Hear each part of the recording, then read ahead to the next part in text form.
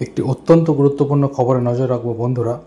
প্যালেস্টাইনকে এবার স্বীকৃতি দিল অস্ট্রেলিয়া, ব্রিটেন এবং কানাডা।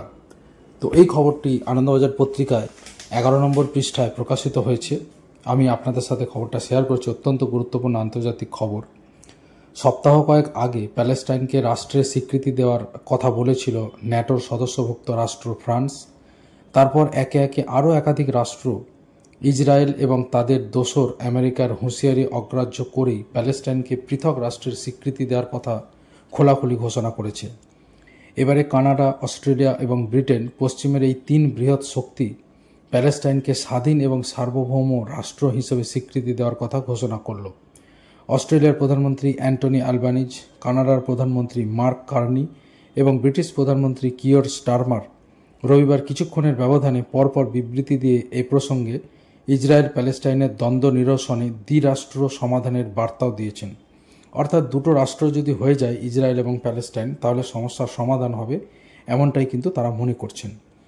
সন্ত্রাসের পুরস্কার দেওয়া হচ্ছে বলে দাবি করে এরপরেই ওই তিন দেশকে হুঁশিয়ারি দিয়েছেন ইসরায়েলের প্রধানমন্ত্রী বেঞ্জামিন নেতানিয়াহু। তিনি বলেছেন, জর্ডন নদীর পশ্চিমে কোনো প্যালেস্টাইন রাষ্ট্র থাকবে না। আগামী মঙ্গলবার নিউ ইয়র্কে রাষ্ট্রপুঞ্জে বার্ষিক সাধারণ অধিবেশন শুরু হচ্ছে।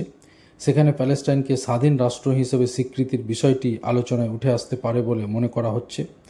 বিবৃতিতে নেতানিয়াহু বলেছেন যে, আমাদের ভূখণ্ডের প্রাণকেন্দ্রের উপরে একটা সন্ত্রাসবাদী দেশকে চাপিয়ে দেওয়ার এই সাম্প্রতিক চেষ্টা বিষয়ে আমেরিকা থেকে আমি ফেরার পরে প্রতিক্রিয়া দেওয়া হবে। অর্থাৎ তিনি যে তীব্র বিরোধিতা করবেন এই নিয়ে কোনো সন্দেহ নেই, সেটা করারই কথা, যেহেতু তিনি ইসরায়েলের প্রধানমন্ত্রী, তো তার পক্ষে এটা করাও সম্ভব নয়।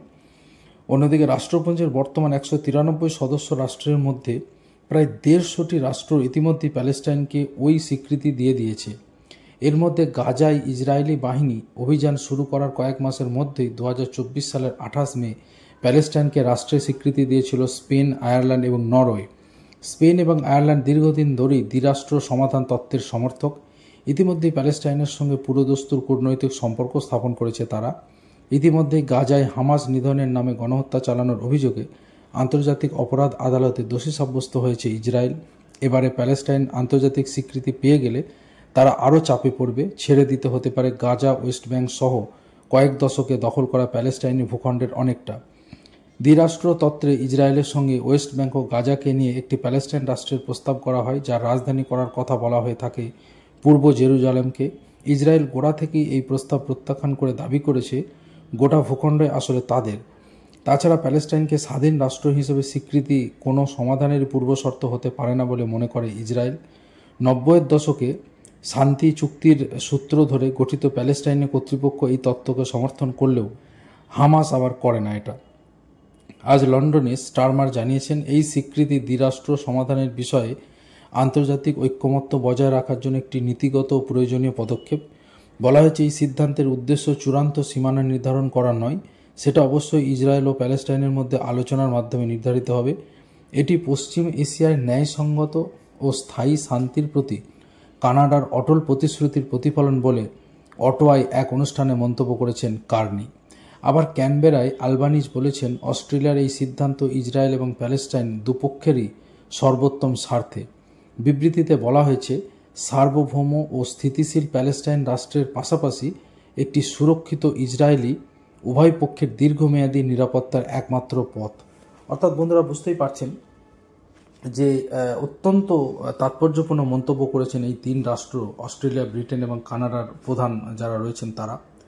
পরপর এই ঘোষণায় আন্তর্জাতিক মঞ্চে ইসরায়েল তো বটেই, তাদের সঙ্গে আমেরিকাও ব্যাপক চাপে পড়তে চলেছে।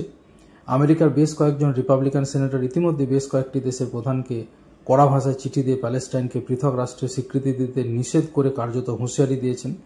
এরপরেও পশ্চিমের একাধিক দেশের এই পদক্ষেপ আমেরিকার চাপ বাড়াবে আন্তর্জাতিক মঞ্চে। গ্লোবাল সাউথের অনেক দেশ প্যালেস্টাইনকে আগে থেকেই স্বীকৃতি দিয়ে এসেছে। এদিকে হামাসের শেষ শক্তিশালী ঘাঁটি গাজা সিটিতে বড়সড় হামলার হুমকি দিয়েছে ইসরায়েলি সেনা। সেই প্রেক্ষিতে এখনও তাদের হেফাজতে থাকা 48 জন ইসরায়েলি পণবন্দির বিদায়ী ছবি প্রকাশ করেছে হামাস। তারা ছবির সবারই নাম দিয়েছে রন আরাদ, ইসরায়েলি বায়ুসেনার যে কর্মী নিখোঁজ 1988 সাল থেকে। হামাস বলেছে, যারা গাজা সিটিতে অভিযানের সময় আমাদের ক্ষতি করবে তারা ক্ষতি করবে জীবিত এবং মৃত পণবন্দীদেরও। ওই পণবন্দীদের পরিবারের দাবি নেতানিয়াহু এই সংঘাতকে রাজনৈতিক লাভের জন্য ব্যবহার করছেন। যাই হোক বন্ধুরা, রক্তক্ষয়ী এই সংঘর্ষ বন্ধ হওয়া উচিত এবং দুই রাষ্ট্র করে যদি সমস্যার সমাধান হয় অবশ্যই সেটা ভালো পথ।